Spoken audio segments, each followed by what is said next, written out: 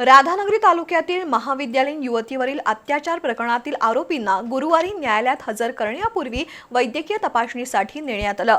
यावेळी प्रमुख संशयित प्रणव गिरी पालकर आणि आदित्य शेटके यांनी प्रसार माध्यमांच्या उपस्थितीत दाखवलेल्या मुजोर वर्तनामुळे नागरिकांमध्ये तीव्र संताप व्यक्त होतोय।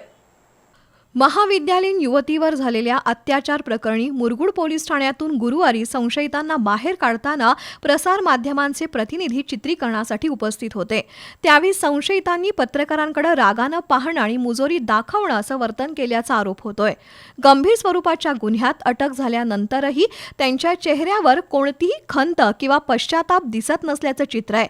त्यामुळे जिल्हा पोलीस प्रमुखांनी या प्रकरणाची सखोल चौकशी करून दोषींवर कठोर कारवाई करावी अशी मागणी पत्रकार आणि नागरिकांकडून होतीये।